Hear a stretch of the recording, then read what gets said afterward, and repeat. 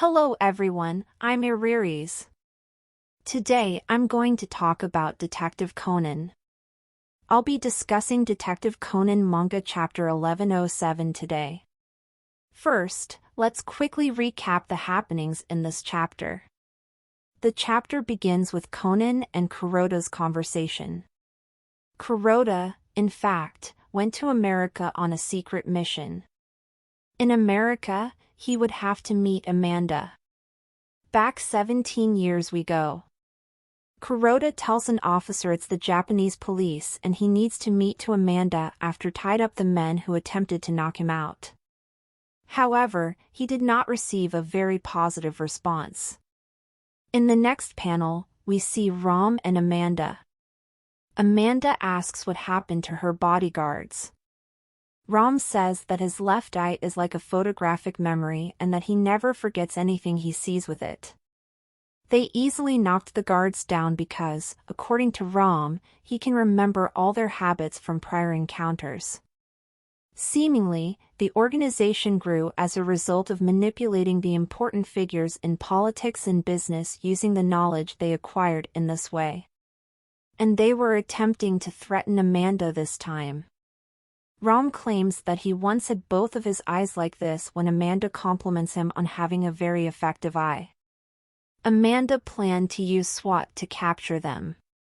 However, Vermouth imitated Amanda's voice and misled them.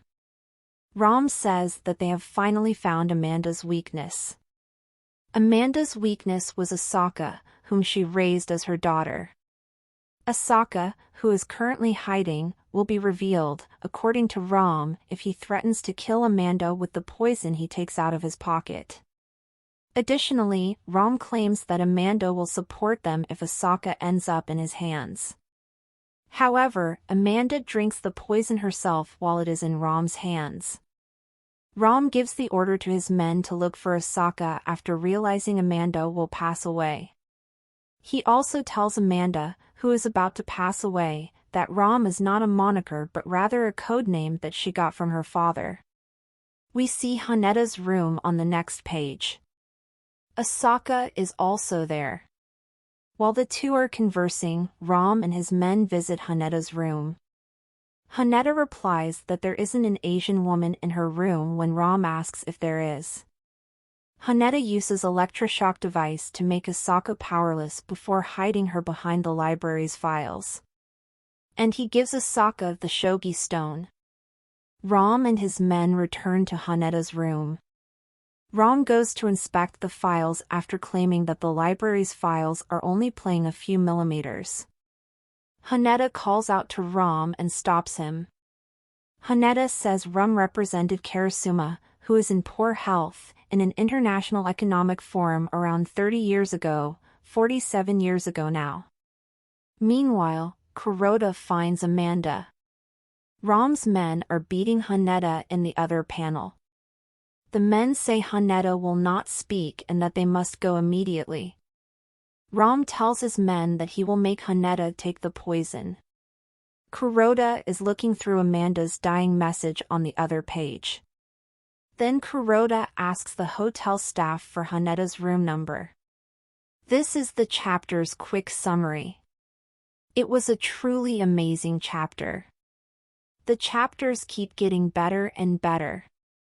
There are a few things I want to bring up, so let me quickly mention them. I'd want to start by discussing Kuroda.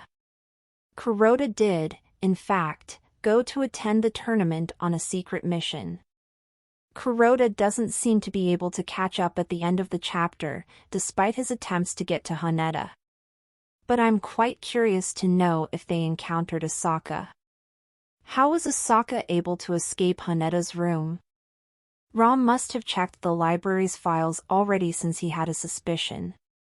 While talking about Asaka, I received a comment under the previous video.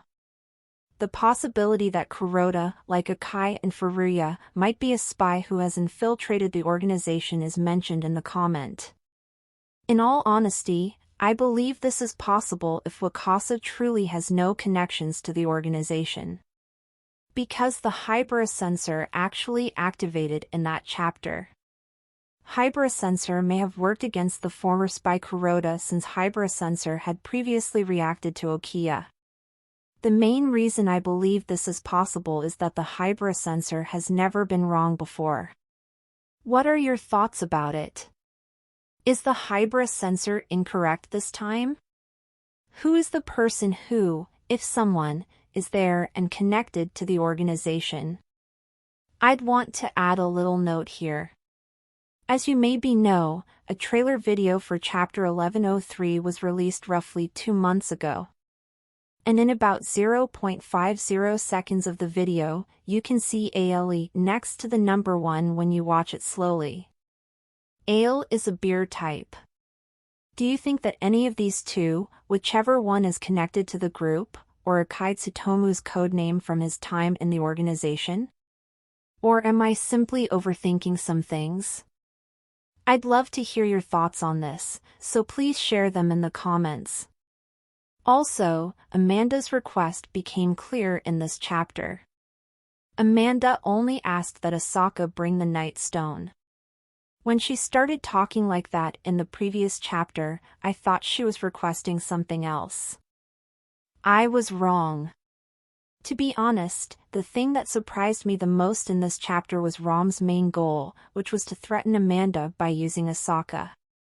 I totally believed that they decided to murder Amanda because she was interfering with their aims. Their main goal, it turns out, was to use Amanda. As Rom previously stated, Amanda genuinely cares about Asaka and gave her life to save him. So, if Rom had been successful in capturing Asaka, Amanda might have sided with them. At the end of Rom and Amanda's speech, I also think what Rom said to Amanda, who was lying on the ground, was really remarkable. When I first read this, I thought of Aoyama Gasho's response to a question during an interview. Q17, Tequila, Pisco, Calvados. After they died, do others inherit their code names? Like a retired, uniform number, is the code name affixed to them as something that belongs to the owner of the code name? I can't tell you that. In other words, the questions to which Aoyama usually delivers evasive replies arise in some way. Another thing we learned about Rom was that he used to be in a high position in the Karasuma group, so if he gave a speech instead of the boss, I believe he was in a high position. Although Conan is unaware of this at the moment, it may be useful in the future. Conan knows the boss's identity after all, and if he checks out earlier documentation on the organization, he might be able to see Rom. I'm not sure if he'll recognize it. And isn't it amazing that Haneda is able to remember that? Apart from that, we learned a lot about Vermouth thanks to Rom in this chapter. Rom refers to Vermouth as the young woman who joined the organization. You know that Vermouth and Karasuma share a special link, as we learned through Amuro. But we're unsure of what it is. Many people were discussing Vermouth being Karasuma's daughter in internet.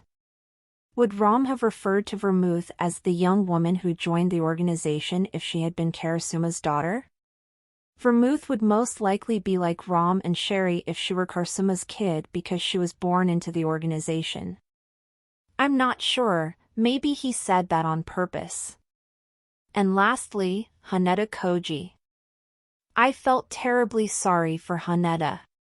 He was so young. So, what are your thoughts on this chapter? What are your predictions for Chapter 1108? Please share your views with me in the comments.